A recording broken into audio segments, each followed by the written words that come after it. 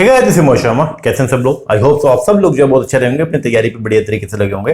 तो गाइस, जैसे कि आपको मालूम है कि अपना जून 2026 में जो एंटीनेट का पेपर हुआ था, तो वो तो अपना कैंसिल हो गया। अब रीनेट अपना जो है वो होना है सितंबर के अंदर, तो दिन बहुत ही कम बचे हैं। तो आज की इस क्लास के अंदर हम लोग जो है उस रीनेट के अंदर जो अपने क्वेश्चन आने हैं, तो उससे रिलेटेड कुछ प्रैक्टिस एमसीक्यूज को जो है वो कवर करने वाले हैं। तो आज जो हम 150 क्वेश्चन को कवर करेंगे, और ये 150 क्वेश्चन आपके लिए बहुत ज्यादा रेलिवेंट क्वेश्चन है। ओके, तो अपना जो रीनेट का पेपर होना है अभी नेट का, ओके, सितंबर के अंदर, उसके लिए तो रेलिवेंट है ही, और साथ में पंजाब के अंदर जो लेक्चरर का पेपर होना है पीजीटी लेवल का, उसके लिए भी बहुत रेलिवेंट है। तो बहुत ही अच्छे क्वेश्चंस है, आप इनको करना। बहुत सारे कॉन्सेप्ट आपको समझने को इसके अंदर जो है वो मिलेंगे। ओके, और स्पेशल बात, मैं जब क्वेश्चन करवाता हूं तो मैं हर क्वेश्चन के बाद उसकी एक्सप्लेनेशन डालता हूं। ओके, तो एक्सप्लेनेशन आप जरूर पढ़ा कीजिए। मैं बारी बारी रिपीट करता हूं कि एक्सप्लेनेशन के अंदर जो है, देखो मैं पूरे क्वेश्चन को तो एक्सप्लेन नहीं करता हूं। अब 150 क्वेश्चन को मान लो 1 घंटे सवा घंटे के अंदर मेरे को कवर करना है ना, तो अब इतना टाइम मेरे पास भी नहीं बचेगा कि मैं हर एक पॉइंट को एक्सप्लेन करूं।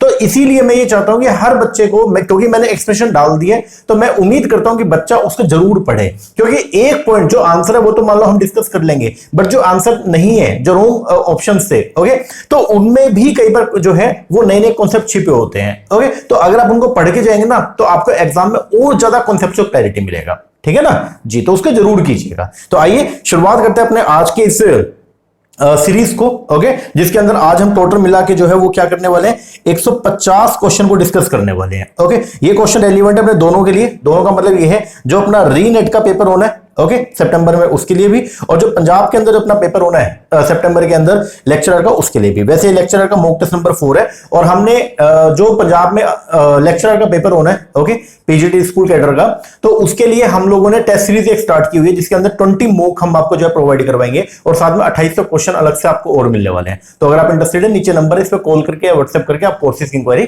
कर सकते हैं। ओके जी, चलो पहला क्वेश्चन हमारे सामने आया, बोलते हैं ओपनिंग स्टॉक जो है वो दे रखा था स्टेशनरी का कितना, 200। परचेज जो करी है ड्यूरिंग द ईयर, अब ये देखो एक बार, ओपनिंग स्टॉक जो यहां पे दे रखा है कितना, 200, और इस ड्यूरिंग द ईयर जो हमने परचेज करी है वो करी है कितनी, 2000 की। And the amount of stock in hand at the end of the year, और लास्ट में अपने पास पड़े कितने, 400। तो बताओ कितनी स्टेशनरी हमने जो है वो पी&एल अकाउंट के अंदर ट्रांसफर कर दी।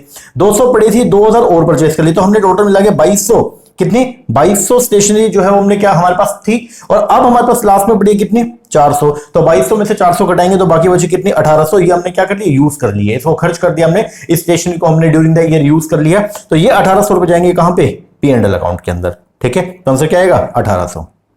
Next question, consider the following party, आप इन पार्टीज को कंसीडर करें, arrange them in the correct sequence in the event of dissolution of A firm. जब एक फर्म का डिसोल्यूशन होता है, जब एक पार्टनरशिप फर्म डिसॉल्व होती है, तो अब आपको जो है वो क्या करना, सारी लायबिलिटी का पेमेंट करना होता है। अब लायबिलिटी का पेमेंट किस सीक्वेंस के अंदर करते हैं, तो यहां पे बता रखा है आपको, सबसे पहले नंबर पे सिक्योर्ड क्रेडिटर का, यस। दूसरे नंबर पे फिर जो अनसिक्योर्ड क्रेडिटर, मतलब पहले बाहर के लोगों की पेमेंट करेंगे, यस। फिर पार्टनर ने अगर कोई लोन देगा उसकी पेमेंट करेंगे, यस। फिर आखिरी के अंदर जो पार्टनर्स है ना, उनकी कैपिटल को हम क्या करेंगे, रीपे करेंगे। तो सबसे पहले सिक्योर्ड क्रेडिटर, यस। फिर अनसिक्योर्ड, यस। फिर पार्टनर जिसने लोन दे रखा है, यस। एंड फिर partner who have contribute over and above the profit sharing ratio, फिर उसकी पेमेंट होगा। तो ये सीक्वेंस बिल्कुल सेम ही रहेगा। आंसर जो बनेगा वो क्या बनेगा, बी, 1 2 3 एंड 4। नेक्स्ट क्वेश्चन, बोल अकाउंटिंग के अंदर अगर कोई भी प्रॉफिट अगर आप कमाते हैं प्रायर टू इनकॉर्पोरेशन, कंपनी जो है वो इनकॉर्पोरेट हुई है, ठीक है, मान लो एक एग्जांपल के तौर पे एक कंपनी जो है वो इनकॉर्पोरेट हुई है 1 सितंबर 2026 को, लेकिन उससे पहले का जो भी प्रॉफिट कंपनी ने कमाया, इस दौरान भी कंपनी ने अपने ऑपरेशन तो स्टार्ट कर दिया था, इनकॉर्पोरेशन का सर्टिफिकेट मिला 1 सितंबर 2026 को, तो इससे पहले का जो भी प्रॉफिट कंपनी ने कमाया वो कंपनी का प्रॉफिट है, लेकिन वो रेवेन्यू नेचर का प्रॉफिट नहीं है, वो कैसा है, कैपिटल नेचर प्रॉफिट। और कैपिटल नेचर का प्रॉफिट तो हो जाएगा कहां पे, आपके कैपिटल रिजर्व में। तो आंसर जो बनेगा वो क्या बनेगा, C. In accounting profit prior to incorporation is treated as the capital reserve, क्योंकि वो क्या है, कैपिटल प्रॉफिट है। आगे, रिसिप्ट एंड पेमेंट अकाउंट को प्रिपेयर किया जाता है किसके द्वारा, रिसिप्ट एंड पेमेंट अकाउंट बनाया जाता है by the non trading concerns के द्वारा, जो नॉन ट्रेडिंग एंटरप्राइज है उनके द्वारा। ठीक है, आगे, when the debt turnover ratio देखा है 4, ठीक है, कि आपका जो डेट टर्नओवर रेशियो कितना है, 4, तो बताओ कितने समय के, मतलब what is the average correction period. अगर डेट टर्नओवर रेशियो कितना है, 4 है, इसका मतलब जो है वो 4 बार जो है अपने को डेटर से पैसा रिसीव होता है। ठीक है, तो 12 महीने में 4 बार डेटर से पैसा रिसीव होता है अपने को। ठीक है, तो क्वेश्चन ये है कि बताओ कितने समय के अंदर पैसा रिसीव होता है, एवरेज करेक्शन पीरियड क्या रहेगा। तो हम कैसे निकालते हैं इसको, average correction period is equal to 12, अगर मंथ में तो 12, ठीक है। अगर ये उसमें क्या बोलते हैं डेज के अंदर तो 365 आ जाएगा, वीक है तो 52 आ जाएगा, इस तरीके से, ठीक है। तो 12 अपॉन में डेट टर्नओवर रेशियो, तो ये आ गया अपना कितना 3 महीने। इसका मतलब ये है अगर आपका डेट टर्नओवर रेशियो जो वो कितना है 4 है, तो एवरेज कलेक्शन पीरियड जो है वो कितना रहेगा आपका 3 मंथ का। हर 3-3 महीने के अंदर जो है वो अपने को पेमेंट रिसीव होती रहेगी। तो आंसर क्या आएगा सी, 3 मंथ। आगे, which of the following result in the source of fund, इनमें से कौन सा जो है वो क्या सोर्स ऑफ फंड है। सबसे पहला इंक्रीज इन करंट एसेट, अगर करंट एसेट जो है वो क्या होगा इंक्रीज होगा तो ये सोर्स नहीं बल्कि एप्लीकेशन ऑफ फंड है। Decrease in current asset, yes, अगर करंट एसेट कम होगी तो कैश रिलीज होगा, तो ये आपकी क्या है सोर्स ऑफ फंड है। इंक्रीज इन करंट लायबिलिटी, तो भी कैश जो है वो बढ़ेगा, तो ये भी आपका क्या है सोर्स ऑफ फंड है। डिक्रीज इन करंट लायबिलिटी, तो कैश का आप पेमेंट कर रहे हो, तो ये आपका सोर्स नहीं एप्लीकेशन ऑफ फंड है। तो आंसर जो बनेगा वो क्या बनेगा 2 और 3, बोल तो बी ऑप्शन। नेक्स्ट क्वेश्चन, बोलते मार्जिनल कॉस्टिंग के अंदर कंट्रीब्यूशन कैसे निकालता है। कंट्रीब्यूशन का फॉर्मूला क्या होता है सेल माइनस में variable cost, B.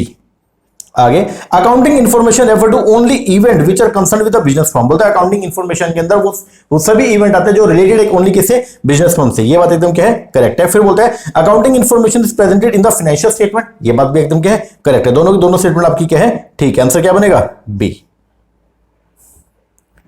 Next question, activity ratio show करती है where the company is going, ये बात एकदम क्या करेक्ट है। एक्टिविटी रेशियो ये बताती है कि कंपनी कहां पे जा रही है, ठीक है। और बैलेंस शीट रेशियो जो शो करती है हाउ द कंपनी स्टैंड, की कंपनी अभी कहां पे खड़ी है। दोनों की दोनों स्टेटमेंट आपकी क्या है करेक्ट है। तो ये ध्यान रखना, एक्टिविटी रेशियो जिसको हम टर्नओवर या एफिशिएंसी रेशियो बोलते हैं, ये इंडिकेट करता है how efficiently a company is using its resources. Since they are based largely on the floor operation over a period, they help indicate how the company is progressing और where it is going, ठीक है। और balance sheet ratio are calculate mainly from the balance sheet figure, okay. तो since the balance sheet show करती है financial position को at a particular point in time, this ratio indicate how the company stand, okay. Next question, income and expenditure account जो होता है NPO का वो क्या है। Income and expenditure account basically जो है नॉमिनल अकाउंट है, और नॉमिनल अकाउंट का रूल जो क्या होता है debit all expenses and losses and credit all income and gain. तो आंसर जो बनेगा वो क्या बनेगा बी। आगे, which the following statement is correct, इनमें से कौन सी स्टेटमेंट आपकी करेक्ट है। सबसे पहला इन्वेंट्री में आता है raw material finish goods working progress, ये बात एकदम जो है वो क्या है ठीक है। Inventory part of working capital का, ये बात भी एकदम ठीक है। इन्वेंट्री के अंदर आता है goods likely to be purchase, जो आप फ्यूचर में परचेज करने वाले हो, क्या इन्वेंट्री के अंदर फ्यूचर गुड्स भी इंक्लूड होती है क्या, बताओ नहीं, ये बात जो सही नहीं है। तो आंसर जो बनेगा 1 और 2 ओनली, डी। आगे बोलता अगर करंट रेशियो होगा 2:1 है और वर्किंग कैपिटल कितनी 60,000, तो बताओ what is the value of the current asset. तो बताओ करंट एसेट जो है वो उसकी वैल्यू क्या निकलेगी। तो देखो वर्किंग कैपिटल का फॉर्मूला क्या है करंट एसेट माइनस में करंट लायबिलिटी, और करंट रेशियो का फॉर्मूला जो है वो क्या होता है करंट एसेट अपॉन में करंट लायबिलिटी। करंट रेशियो क्या है 2 और करंट एसेट जो है अपॉन में करंट लायबिलिटी है ना। तो इसका मतलब करंट एसेट जो है वो क्या है ट्वाइस है किसकी करंट लायबिलिटी का, ठीक है। तो अगर करंट रेशियो करंट एसेट जो है वो क्या है ट्वाइस है करंट लायबिलिटी का, और इसी को तो बोलते हैं हम लोग वर्किंग कैपिटल। तो इसका मतलब अगर आपकी ये करंट एसेट है और ये आपकी करंट लायबिलिटी है, तो दोनों का डिफरेंस जो है वो क्या है आपका वर्किंग कैपिटल। और वर्किंग कैपिटल अगर 1 है तो इसका मतलब करंट लायबिलिटी 1 है आपका, है ना। तो अगर वर्किंग कैपिटल 1 है तो इसका मतलब करंट लायबिलिटी क्या 60,000, और जो आपकी करंट एसेट है वो क्या है twice of the current liability. तो 2 इंटू में 60,000 बोल तो 1,20,000। आंसर क्या आएगा सी। अब ये निकाल के भी दे रखा है यहाँ पे current ratio is equal to current asset upon में करंट लायबिलिटी, इसको हमने देख लिया। वर्किंग कैपिटल कितनी है 60,000, सब्स्टिट्यूट कर दिया हमने, इसको सब्स्टिट्यूट करेंगे तो अपने को पता चल गया करंट लायबिलिटी कितनी है 60,000। अब करंट एसेट निकालेंगे, current asset is the twice the current liability, तो ये आएगा 1,20,000। आगे, under section 37 of the banking regulation act moratorium order जो है वो इशू किया जाता है हाई कोर्ट के द्वारा फॉर मैक्सिमम टाइम पीरियड जो रहेगा उसका कितना रहेगा आपका 6 महीने। कितना 6 महीने। अब ये अच्छे से पढ़ के जाना, under section 37 one of the banking regulation act 1949 the high court अगर चाहे तो वो ग्रांट करता है moratorium when a banking company is temporary unable to meet its obligation. जब एक बैंकिंग कंपनी जो है टेम्परेरी बेसिस पे अपनी ऑब्लिगेशन का टाइम पे भुगतान नहीं कर पा रही है, तो वो क्या करेगा जो हाई कोर्ट है वो उसको मोरेटोरियम पीरियड दे देगा कितना 6 महीने का। द पीरियड में भी extended from time time but the total period of moratorium जो रहेगा वो कितना रहेगा वो 6 महीने से एक्सीड नहीं करेगा। This is confirm by the current text of the act on the Indian code, ध्यान रखना। आगे, ट्रायल बैलेंस प्रिपेयर किया जाता है किसकी मदद से। तो ट्रायल बैलेंस बनाने के लिए हम लोगों को जो है वेरियस जो लेजर्स होते हैं उनकी क्या चाहिए बैलेंस चाहिए, और साथ में जो कैश बुक है वो अलग से बनती है उसका क्या चाहिए बैलेंस चाहिए। तो trial balance is prepared with the help of the purchase book and sale book, no. Cash book and journal, no. Cash book and ledgers, yes.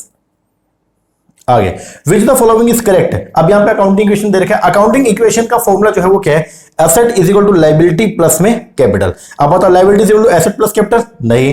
Asset is equal to liability minus capital, no. Liability plus capital होता है। Capital is equal to asset plus liability, नहीं। Asset minus liability होता है। तो answer क्या आएगा none of this. आगे, interest जो रिसीव होता है during the year but not earn will be shown in. आपने इंटरेस्ट कमा तो लिया ड्यूरिंग द ईयर, लेकिन अभी तक आपको जो है वो इंटरेस्ट रिसीव हो गया ड्यूरिंग द ईयर, लेकिन आपने अब तक कमाया नहीं था, तो मतलब एडवांस के अंदर इंटरेस्ट मिल गया, तो वो क्या है, वो हमारी क्या है, लाइबिलिटी है एक तरीके से, ठीक है। तो उसको शो किया जाएगा debit side of the trading account, no. Debit side of the profit and loss account, नहीं। Asset side in the balance sheet, no, बल्कि वो जाएगा कहां पे, liability side of the balance sheet. Answer क्या आएगा, डी। तो interest receive but not yet earn is income जो रिसीव हुई है इन एडवांस में, since the business has received the money but has not yet earned it, तो it creates a liability. तो therefore इसको शो किया जाएगा कहां पे, on the liability side of the balance sheet. Next question, ABC partner है in the ratio the 5:3:2। D admit हो गया किसके लिए, 1/5 के लिए, तो नया रेशियो बताओ क्या होगा। तो हम क्या, वही पुराने वाला अपना तरीका, let total share will be 1, तो डी का शेयर 1 क्या है 1/5, तो रिमेनिंग क्या बचेगा 4/5। अब इस 4/5 को एबीसी ले लेंगे 5:3:2 के अंदर, 5-3-2 के अंदर। तो कैसे करेंगे, ए को क्या मिलेगा 4/5 का 5/10, बी को मिलेगा 4/5 का 3/10 और सी को मिलेगा 4/5 का 2/10। तो इसको अगर आप सोल्व करेंगे आंसर आएगा 10, 6, 4, 5, 10, 6, 4, 5 बोले तो D. Okay, next question, name of security दे रखा है और यहाँ पे टाइप ऑफ सिक्योरिटी आपको इसको जो आपस में क्या करना है, मैच करना है। सबसे पहले अगर बात करेंगे इसका, bonds of land development bank, ठीक है, जो लैंड डेवलपमेंट बैंक है उनके जो बॉन्ड है ये क्या है, सेमी गवर्नमेंट सिक्योरिटी। इसके अलावा अगर बात करें टी बिल को बोलते हैं हम लोग क्या, फर्स्ट ऑर्डर सिक्योरिटी, और जो शेयर होते हैं पब्लिक लिमिटेड कंपनी के, these are the personal security. Answer जो बनेगा वो क्या बनेगा, ए। इसके बाद आप रीडिंग कर लेना, जैसे जो semi land bonds of land development bank, इसको सेमी गवर्नमेंट सिक्योरिटी बोलते हैं। These bonds are traditionally classified as a semi government security. T bill जो है इसको फर्स्ट ऑर्डर सिक्योरिटी बोलते हैं। टी बिल इशू किया जाता है किसके द्वारा, आरबीआई के द्वारा, on behalf of government, and treated as a highly secure और द फर्स्ट ऑर्डर सिक्योरिटी। और जो शेयर होते हैं पब्लिक लिमिटेड कंपनी के, these are the personal security. Security issue by the company और the private corporate entity are classified as a personal security in the traditional banking service classification. आगे, administration is not concern with the following. Administration का किससे लेना देना नहीं है। Administration जो है रिलेटेड है किससे, गाइडेंस से, यस। एडमिनिस्ट्रेशन रिलेटेड है लीडरशिप से भी, यस। कंट्रोलिंग से भी, यस। लिंक इंप्लीमेंटेशन से इसका कोई लेना देना नहीं है, ध्यान रखना। In the traditional distinction between the administration management, administration is mainly concern with determining objective, formulate the policy and plan, providing broad guidance and direction, exercising overall control, but implementation या execution of these policy is primary the function of the management और executive management, not the administration. आगे, generally the following are the important item appear on the asset side of the balance sheet of the commercial bank। ठीक है, अब आपको क्या करना है, यहाँ पे सीक्वेंसिंग करना है in the order of liquidity. अब ये तो आपको लर्न ही करना पड़ेगा, मैंने यहाँ पे डाल दिया लिक्विडिटी के हिसाब से जो है, जो मोस्ट लिक्विड है वो सबसे ऊपर आएगा। सबसे पहले कैश इन हैंड आ गया, दूसरे नंबर पर money at call and short notice, फिर बिल डिस्काउंटिंग, फिर इन्वेस्टमेंट, फिर लोन एंड एडवांसेस। आगे, कैपिटल एडिक्वेसी नॉर्म्स एक्सप्रेस किया जाता है, it is a percentage of the, तो यहाँ पे हम ये बोलते हैं कि हर जो कमर्शियल बैंक है या हर जो बैंक है वो क्या करेगा, अपनी रिस्क वेटेड एसेट का जो है वो क्या करेगा 9% जो कैपिटल मेंटेन करेगा। मान लो अगर कैपिटल एडिक्वेसी रेशियो जो है वो 9% है, तो कि ये 9% किसका होता है, आरडब्ल्यू का, रिस्क एडजस्टेड एसेट का या रिस्क वेटेड एसेट का, ध्यान रखना इसको। आगे, the bond and debenture issue by the state financial corporation are guaranteed by, जो बॉन्ड या डिबेंचर जो इशू किए जाते हैं किसके द्वारा, बाय स्टेट फाइनेंशियल कॉर्पोरेशन के द्वारा, इसकी गारंटी कौन देता है, सेंट्रल गवर्नमेंट नहीं, स्टेट गवर्नमेंट देती है। तो आंसर जो आएगा वो क्या आएगा, डी, स्टेट गवर्नमेंट। ध्यान रखना इसको। Under the SFC act, state finance corporation act 1951, bonds and debenture issue by the SFC may carry a guarantee from the state government regarding repayment of the principal and the payment of interest. आगे, matching करना चाहिए आपको। Letter of reference की अगर बात करें तो ये बेसिकली क्या है, एजेंसी फंक्शन जो बैंक परफॉर्म करता है आपके बिहाफ पे, ठीक है। मतलब अगर किसी ने अगर जो है वो आपके बिहाफ पे जो है वो बैंक से क्या मांगा, रेफरेंस मांगा कि भाई ये कस्टमर का अकाउंट जो है आपके बैंक के अंदर है, तो आप बताओ कि ये कस्टमर का अकाउंट किस तरीके से चल रहा है, ठीक है, क्या अच्छी ट्रांजेक्शन होती नहीं होती है। तो बैंक जो है वो क्या करेगा, आपके बिहाफ पे लेटर ऑफ रेफरेंस जो है वो क्या करेगा, उस थर्ड पार्टी को इशू करेगा। तो ये बेसिकली बैंक के लिए क्या एजेंसी फंक्शन है। दूसरा, sale of the gold coin, अगर इसकी हम बात करें तो ये क्या है, नॉन बैंकिंग फंक्शन है। रिकरिंग अकाउंट खोलना, ये क्या है, रिसीविंग डिपॉजिट। और ओवरड्राफ्ट फैसिलिटी प्रोवाइड करना, ये क्या है, एडवांसिंग लोन। आंसर जो बनेगा वो क्या बनेगा, बी। आगे, the degree of financial leverage reflect the responsiveness of the, किसका, EPS to the change in EBIT. तो यहाँ पे हम ये देखते हैं कि ईबीआईटी में चेंज होने की वजह से हमारे ईपीएस में जो चेंज आता है वो बताएगा कौन, आपको फाइनेंशियल लीवरेज। आंसर क्या आएगा, बी। फॉर्मूला क्या होता है, degree of financial leverage is equal to percentage change in EPS upon percentage change in EBIT.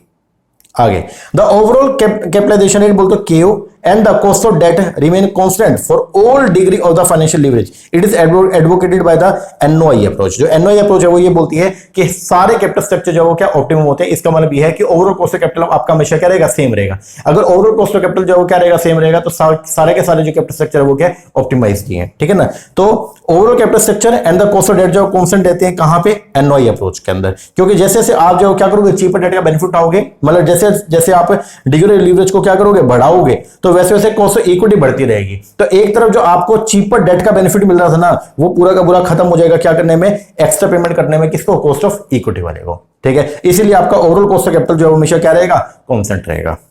आगे, which of the following is not include in the assumption on which Myron Gordon proposed a model on the stock valuation, ठीक है। सबसे पहले retain earning the only source of finance, ये तो होती है। Finite life of the firm, नहीं, हम ये मानते हैं कि फर्म की जो लाइफ है वो क्या, इनफाइनाइट लाइफ है, ठीक है। तो आंसर जो बनेगा वो क्या, बी। आगे, अब यहां पे दो लिस्ट लिखी है, मैचिंग है ना। सबसे पहले नंबर पे फैक्टरिंग सर्विस। फैक्टरिंग सर्विस जो है इसको हम यूज करते हैं बेसिकली किसके लिए, जो रिसीवेबल है, ये जो डेटर है उनको मैनेज करने के लिए, ठीक है। तो डेटर को डेटर से पैसे रिकवरी करने के लिए जनरली कंपनी जो है वो क्या करती है, 1% को अपॉइंट करती है, जिसको जनरली बोलते हैं हम लोग क्या, फैक्टर। तो फैक्टर जो है वो क्या करता है, फैक्टरिंग सर्विसेज प्रोवाइड करता है। इकोनॉमिक ऑर्डर क्वांटिटी को यूज करते हैं क्या करने के लिए, इन्वेंटरी मैनेजमेंट के लिए। कमर्शियल पेपर बेसिकली इसको यूज करते हैं क्या करने के लिए, वर्किंग कैपिटल को फाइनेंस करने के लिए। आंसर जो बनेगा वो क्या बनेगा, सी। आगे, डिस इन्वेस्टमेंट करना पब्लिक सेक्टर एंटरप्राइज का, इसका मतलब क्या होता है, डिस इन्वेस्टमेंट का मतलब क्या होता है, जब गवर्नमेंट अपने स्टेक को बेच रही है और प्राइवेट का रोल जो है वो क्या हो रहा है, बढ़ रहा है, उसको बोलते हैं डिस इन्वेस्टमेंट। तो डिस इन्वेस्टमेंट और पब्लिक सेक्टर एंटरप्राइज का मतलब होता है sale of the equity share to किसको, प्राइवेट सेक्टर और पब्लिक, ठीक है ना। आप पब्लिक का मतलब यहां पे पब्लिक सेक्टर नहीं है, मतलब आम जनता, ठीक है। तो इससे क्या होगा, डिस इन्वेस्टमेंट की वजह से जो है वो क्या होगा कि यहां पे गवर्नमेंट का जो रोल है वो कम हो जाएगा और जो प्राइवेट लोग हैं इनका रोल क्या हो जाएगा, बढ़ जाएगा। आगे, which method does not consider the time value of money, इनमें से कौन सा कैपिटल बजटिंग का कौन सा मेथड जो है टीवीएम को कंसीडर नहीं करता है, एनपीवी करता है, आईआरआर करता है, एआरआर ये टाइम वैल्यू ऑफ मनी को कंसीडर नहीं करता। आगे, which formula is use measure the degree of operating leverage, operating leverage को अगर निकालें तो फॉर्मूला क्या आता है, कंट्रीब्यूशन अपॉन में ईबीआईटी, बोल तो बी। आगे, the following is not an essential element of the organisation, इनमें से कौन सा एसेंशियल एलिमेंट नहीं है ऑर्गेनाइजेशन का। तो ऑर्गेनाइजेशन के अंदर डिविजनल लेबर आता है, यस। ह्यूमन ग्रुप आता है, यस। स्ट्रक्चर रिलेशनशिप, क्या ऑर्गेनाइजेशन के अंदर हम लोग जो है वो वेरियस रिलेशनशिप को मेंटेन करने का काम करते हैं, यस। क्या इसके अंदर बजट एंड अकाउंटिंग सिस्टम आता है, नो। आंसर क्या आएगा, डी, ये इसका पार्ट नहीं है। तो ध्यान रखना, budget and accounting system is an important management और control mechanism but it is not an essential element for the existence of an organisation. आगे, चार यहां पे अप्रोच देखिए, आपको आपस में क्या करना, मैच करना। सबसे पहले एमएम अप्रोच। एमएम अप्रोच के अंदर बेसिकली जो है वो क्या होता है, आर्बिट्रेज अपॉर्चुनिटी, ठीक है जी। दूसरे नंबर पे NOI approach, net operating income approach की अगर बात करें तो ये है आपका क्या, कैपिटल स्ट्रक्चर की अप्रोच है। Short term money market instrument के नाम पे हम किसको लेके यूज करते हैं, कमर्शियल पेपर को। एंड फैक्टरिंग बेसिकली इसको यूज करते हैं किसके लिए, वर्किंग कैपिटल के लिए। तो आंसर जो बनेगा वो क्या बनेगा, ए। आगे, the fund available with the company after paying all the claim including tax and dividend, tax और डिविडेंड का पेमेंट करने के बाद कंपनी के पास जो भी पैसा बचता है उसको जनरली बोलते हैं हम लोग क्या, रिटेन्ड अर्निंग। आगे, एबीसी लिमिटेड डिक्लेयर किया 40% dividend, which one of the following does it mean. तो इसका मतलब ये 40% किस पे होता है, ये होता है जी आपका किस पे, पेड अप कैपिटल पे। The company has declared 40% of the net profit as dividend, no. The company has declared 40% of the profit after tax as dividend, no. The company will provide dividend 40% of the issued capital, no. बल्कि किस पे होता है, paid up capital. तो जब कभी भी मान लो कंपनी डिविडेंड डिक्लेयर करती है इन परसेंटेज फॉर्म में, तो वो होती है जनरली किस पे, पेड अप कैपिटल पे। आंसर क्या आएगा, D. Scientific management does not concern with one of the following, scientific इनमें से कौन सा साइंटिफिक मैनेजमेंट से कंसर्न नहीं है। साइंटिफिक मैनेजमेंट टेलर ने का जो स्टडी था उसमें फटीग स्टडी किया गया था, मोशन स्टडी था, टाइम स्टडी था, लेकिन मेंटल स्टडी उसके अंदर नहीं किया गया। तो आंसर क्या आएगा, बी। तो ध्यान रखना, scientific management developed by the F W Taylor, it includes several technique aimed at improving efficiency and productivity, ठीक है। इसमें टाइम, मोशन, फटीग तीनों स्टडी था, लेकिन मेंटल स्टडीज का पार्ट नहीं था। आगे, मैचिंग करने लिस्ट वन को लिस्ट टू से। सबसे पहले अगर बात करें किसका, ग्रेपवाइन का, तो ग्रेपवाइन कम्युनिकेशन, ये यहां पे क्या होता है, गोसिप आपको देखने को मिलेगा। फॉर्मल ग्रुप की बात करें तो जैसे टास्क ग्रुप हो गया। इनफॉर्मल ग्रुप की अगर हम बात करते हैं तो जैसे नेशनल ग्रुप हो गया। और कर्ट लेविन इसने दिया था फील्ड फोर्स थ्योरी। तो आंसर जो बनेगा वो क्या बनेगा, फर्स्ट। आगे, life insurance corporation of India जो है एलआईसी, ये क्या है बेसिकली, तो एलआईसी जो है वो क्या है, एक स्टैट्यूटरी कॉर्पोरेशन है, ठीक है। इसके लिए एक सेपरेट एक्ट ऑफ पार्लियामेंट से जो क्या किया गया, पास किया गया। तो क्या है, गवर्नमेंट कंपनी है, नो। कोऑपरेटिव सोसाइटी है, नहीं। प्राइवेट कंपनी है, नो। आंसर क्या आएगा, D, none of the above. तो ध्यान रखना, LIC is a statutory corporation, ठीक है। ये स्टैट्यूटरी बॉडी है जिसके लिए एक स्पेशल एक्ट जो है वो पार्लियामेंट से पास किया गया है। इसको एस्टेब्लिश किया under the life insurance corporation act 1956। आगे, when span of control is wide, बोलते जब स्पैन ऑफ कंट्रोल वाइड है तो coordination and control become difficult. ये बात एकदम क्या है, करेक्ट है। अगर एक मान लो पर्सन के अंडर जो बहुत सारे लोग आ जाएंगे, ठीक है, मतलब ये इसको बोलते हैं स्पैन ऑफ कंट्रोल। जब स्पैन ऑफ कंट्रोल क्या होगा, वाइड होगा, बढ़ जाएगा। एक पर्सन है उसके अंदर जो है कहां तो 20 लोग थे, अब मान लो 20 की जगह जो है मान लो 60 लोग हो गए, तो इससे क्या होगा, इससे कोऑर्डिनेशन और कंट्रोल थोड़ा सा मुश्किल हो जाएगा। ये बात एकदम क्या है, करेक्ट है। फिर बोलते हैं in a narrow span level of authority reduce. अगर नैरो स्पैन होता है तो लेवल ऑफ अथॉरिटी जो है रिड्यूस होते हैं नहीं, अगर जितना नैरो स्पैन रहेगा उतना लेवल ऑफ अथॉरिटी आपके बढ़ते जाएंगे। तो ये आपका क्या है, गलत है। आंसर क्या बनेगा, assertion is true but reasoning is false. आगे, in which year IFCI industrial finance corporation of India establish हुआ, 1948 में, और ये इंडिया का फर्स्ट DFI था, डेवलपमेंट फाइनेंशियल इंस्टीट्यूशन। आगे, which the following is not a principal management according to the Henry Fayol. इनमें से कौन सा हेनरी फ्यूल के जो 14 प्रिंसिपल है उनमें से नहीं आता। सबसे पहला subordination of the individual interest over the organisation interest, ये तो इसका पार्ट है। एस्पिरिट डी कॉर्प्स इसका पार्ट है। यूनिटी ऑफ मैनेजर ये इसका पार्ट है नहीं है। यूनिटी ऑफ डायरेक्शन है, ठीक है, लेकिन यूनिटी ऑफ कमांड है, यूनिटी ऑफ मैनेजर इसका पार्ट नहीं है।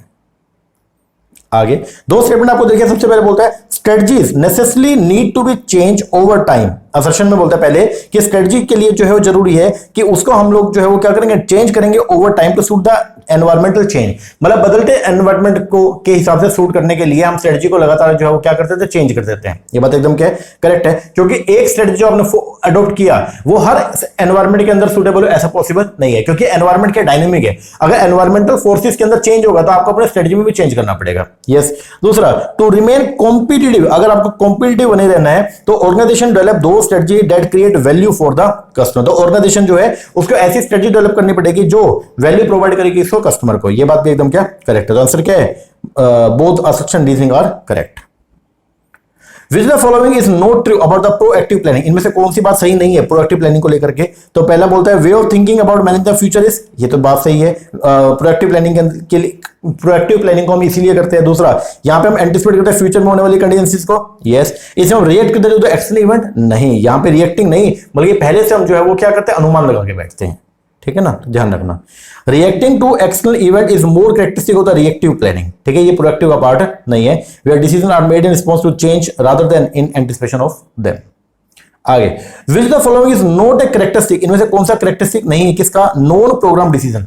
दो तरह के डिसीजन होते हैं, एक है प्रोग्राम डिसीजन, एक है नॉन प्रोग्राम। प्रोग्राम डिसीजन क्या होता है, जो पहले से सेट होता है ना, और नॉन प्रोग्राम क्या होता है, अगर मान लो कंटीजेंसी इवेंट को अराइज हो गया तो उसको कोप अप करने के लिए जो हम डिसीजन लेते हैं उसको बोलते हैं नॉन प्रोग्राम नेचर का। ठीक है, जो पहले से प्री डिसाइडेड नहीं था। ठीक है, तो आपको बताना है इनमें से कौन सा कैरेक्टरिस्टिक नहीं है नॉन प्रोग्राम का। सबसे पहला, नॉन प्रोग्राम डिसीजन की जो प्रॉब्लम है यूनिक एंड नोवेल होती है, ये बात करेक्ट है। There is no pre established policy और प्रोसीजर टू रिलाई ऑन, ये बात भी एकदम करेक्ट है। कंडीशन जो होती है for the non program decision are highly certain होती है, नहीं, अनसर्टेन होती है। तो आंसर क्या आएगा, सी, ये इसका जो है कैरेक्टरिस्टिक नहीं है। आगे, which the following is an ethical behaviour of a manager, इनमें से कौन सा एथिकल बिहेवियर है किसका, मैनेजर का। सबसे पहला, trading stock on the base of inside information, ये एथिकल है क्या, अनएथिकल है भाई। पैडिंग करना एक्सपेंस अकाउंट, ये भी क्या है, अनएथिकल है। Not divulging trade secret to the competitor, ये बिल्कुल क्या है, एथिकल है। इसका मतलब आपने जो है अपनी कंपनी के ट्रेड सीक्रेट जो है अपने कंप्यूटर को नहीं बताए, तो ये एथिकल है। आपको उसको जो है उन ट्रेड सीक्रेट को संभाल के रखना चाहिए, किसी के आगे जो है वो उसको डिस्क्लोज नहीं करना चाहिए। आगे, which the following is suggested by the Blake and Mouton as the best leadership behaviour. Best leadership behaviour तो 9 होता है ना, 5 तरह के बिहेवियर थे। ओके, तो बेस्ट लीडरशिप बिहेवियर जो है वो कौन सा होता है, जहां पर हाई कंसर्न है दोनों के लिए, for both the people and production. Answer क्या आएगा, सी। तो ध्यान रखना, ब्लैक एंड मोर्टन ने डेवलप किया था मैनेजरियल ग्रिड जो आइडेंटिफाई करता है different leadership style based on the 2 dimension, concern for people, concern for production. Concern for people जो होता है उसमें क्या होता है, यहाँ पे हम फोकस करते हैं एम्प्लॉय वेलबींग पे एंड डेवलपमेंट पे, एंड कंसर्न फॉर प्रोडक्शन में हमारा जो फोकस होता है वो किस पे होता है, अचीविंग द ऑर्गेनाइजेशन गोल। ठीक है, तो among the 5 leadership style in their model the team management style बोल तो 9 जो है is considered the most effective. ये रिफ्लेक्ट करता है high concern for both people and production. आगे, मार्केट को आपने सब डिवाइड किया on the base of behaviour characteristic, उसको बेसिकली बोलते हैं हम लोग क्या, सेगमेंटेशन। तो सेगमेंटेशन के अंदर क्या होता है, एंटायर मार्केट को अलग अलग पार्ट के अंदर जो है क्या करना, बाइफरकेट करना। आगे, what is mass marketing, mass marketing के अंदर हम लोग जो है वो सेम प्रोडक्ट जो है एंटायर मार्केट एरिया पे जो है एरिया को जो है वो क्या करते हैं, ऑफर करते हैं, उसको बोलते हैं mass marketing. Offer the same product and marketing mix to all consumer. आगे, which concept of marketing is based on the assumption that superior product sell themselves. ये कौन सा है? ये आपका प्रोडक्ट कॉन्सेप्ट। प्रोडक्ट कॉन्सेप्ट जो ये मानता है कि अगर आपके प्रोडक्ट में स्पेशल फीचर है ना, तो वो अपने आप ही जो है वो क्या करेगा, अपने कस्टमर को ढूंढ लेगा और मार्केट के अंदर वो सामान बिक जाएगा। ये है आपका प्रोडक्ट कॉन्सेप्ट। ठीक है, तो कौन सा कॉन्सेप्ट जो है मार्केटिंग का वो बेस्ड है किस पे? इस असम्पशन पे that superior product sell themself, वो है आपका प्रोडक्ट कॉन्सेप्ट। आगे, in broader sense marketing communication में क्या क्या आता है? मार्केटिंग कम्युनिकेशन के अंदर प्रोडक्ट आएगा, प्राइस आएगा, प्लेस आएगा। आंसर क्या? डी, और होता है अबव। आगे, फिजिकल डिस्ट्रीब्यूशन जो है प्रोवाइड करते हैं किसको? तो जब आप सामान को फिजिकली डिस्ट्रीब्यूट करवाते हैं तो वो आपको दो तरह की यूटिलिटी प्रोवाइड करता है। एक होता है प्लेस यूटिलिटी और एक कौन सा? Time utility. ठीक है, ध्यान रखना इसको। तो प्लेस का मतलब transportation, move goods from the place of production to the place of consumption, और टाइम का मतलब क्या है? वेयर हाउसिंग और storage makes good available at the time customer require them. जिस टाइम पे कस्टमर को सामान चाहिए उस टाइम पे हमने कस्टमर को सामान प्रोवाइड करवा दिया, वो है आपका टाइम यूटिलिटी। आगे, ऑप्टिमम फॉर्म वो फॉर्म होती है जिसके अंदर एग्जिस्टिंग एबिलिटी हैज द, जिसके अंदर जो है ऑप्टिमम फॉर्म वो होती है जो लोवेस्ट पर यूनिट के ऊपर, लोवेस्ट जिसकी एवरेज कॉस्ट होती है। ठीक है ना, तो optimum form is a form in which existing ability has the lowest average cost of production per unit. B. आगे, which the following is not required for registration of a company. अगर आपने company का registration करवाना है तो इनमें से किस चीज की जरूरत नहीं है? लिस्ट ऑफ डायरेक्टर चाहिए, मेमोरेंडम एसोसिएशन चाहिए, आर्टिकल चाहिए, list of employee of company ये नहीं चाहिए। आंसर क्या आएगा? डी। नॉन स्टोर मार्केटिंग के अंदर क्या क्या आता है? नॉन स्टोर, जिसके अंदर आपने कोई भी स्टोर अपना जो है ओपन नहीं किया, डायरेक्टली कस्टमर तक आप पहुंच रहे हैं। ओके, होम सेलिंग आता है, यस। वीपीपी आता है, यस, ये भी आता है। Vending machine, yes. आंसर क्या आएगा? D, all of the above. ठीक है, तो नॉन स्टोर मार्केटिंग या retailing it refer to the selling product to the consumer without using a conventional physical retail store. ठीक है, तो इसमें होम सेलिंग भी आता है जिसमें हम प्रोडक्ट को सोल्ड करते हैं directly to the customer at their home. दूसरा वीपीपी भी आता है, value payable post, goods are ordered remotely and delivered through post with payment collected on delivery, और वेंडिंग मशीन भी आता है। आगे, what is customer delight? Customer delight कब होता है? बहुत ही खुश कब होता है? जब कस्टमर की जो प्रोडक्ट है उसकी जो परफॉर्मेंस है वो बहुत ही एक्सीड कर जाए किससे? उसकी कस्टमर की एक्सपेक्टेशन से। कस्टमर ने जो जितना सोचा था उससे ज्यादा उसको जो क्या मिल गया? परफॉर्मेंस मिल गया, तो वो कस्टमर क्या हो जाएगा? डिलाइट। आंसर क्या आएगा? C, when performance is more than the expectation. आगे, which term are often use interchangeably in marketing literature? कौन से टर्म हम जो है वो इंटरचेंजेबली यूज करते हैं? वो है जो आपका market orientation, market concept, market philosophy. इनको हम लोग जो है वो आपस में इंटरचेंज करके जो यूज करते हैं। तो ध्यान रखना, in marketing literature the term market orientation, concept and the philosophy are often use interchangeably because all refer broadly to the firm underlying approach towards identify and satisfying the customer need. एक ऐसा method जिसमें हम achieve करते हैं maximum market response from a limited market resource by reorganising difference in the response characteristic of the various part of the market, उसको बोलते हैं basically क्या? Market segmentation. तो ये तो यार सिंपल सा क्वेश्चन था। मार्केट सेगमेंटेशन एक प्रोसेस है जिसके अंदर डिवाइड करता है ब्रॉड मार्केट को into distinct group of consumer में who differ in their need, characteristic और रिस्पांस और टू मार्केटिंग एफर्ट। आगे, फ्रॉम ए पॉपुलेशन जिसका मीन था 220, मीन क्या है? 220 है। स्टैंडर्ड डेविएशन जो है देखा कितना? 30, एंड सैंपल जो है उसका सैंपल ऑफ 36 है, वाज ड्रॉन एट रैंडम, मतलब एन जो है वो कितना है? 36। कैलकुलेट करो स्टैंडर्ड एरर। स्टैंडर्ड एरर का फॉर्मूला क्या है? स्टैंडर्ड डेविएशन अपॉन में under root N. Yes, standard deviation आपको देखा कितना? 30 अपॉन में under root N. Under root N जो है वो कितना देखा आपको? बोलो कितना है? 36। तो 36 का अगर स्क्वायर रूट करेंगे तो क्या आएगा? 30 अपॉन में 6, तो ये आ गया कितना? 5। आंसर क्या आएगा? 5। तो ये निकाल के दे रखा, देख लेना एक बार। आगे, for a hypothesis test alpha जो है 0.05 है और बीटा जो है 0.10 है। ठीक है, तो पावर ऑफ टेस्ट कैसे निकालते हैं? Power of test is equal to 1 minus beta करके। तो पावर ऑफ टेस्ट जो है वो कैसे करेंगे? Power of test is a probability that the test correctly reject a false null hypothesis. Mathematically कैसे निकालते हैं? 1 माइनस बीटा करके। ठीक है, तो beta is a probability of making a type 2 error. ठीक है ना, तो बीटा कितना है? 0.1, तो 1 में से माइनस करेंगे 0.10, तो ये आएगा 0.90। ये हो गया आपका क्या? Power of test. Time series is a set of data collected at, time series जो है वो सेट ऑफ डेटा जो कलेक्ट किया जाएगा एट ए रेगुलर इंटरवल पे। ठीक है, तो time series is set of observation of a variable जिसको रिकॉर्ड करते हैं in the chronological order usually at the successive और रेगुलर इंटरवल ऑफ टाइम।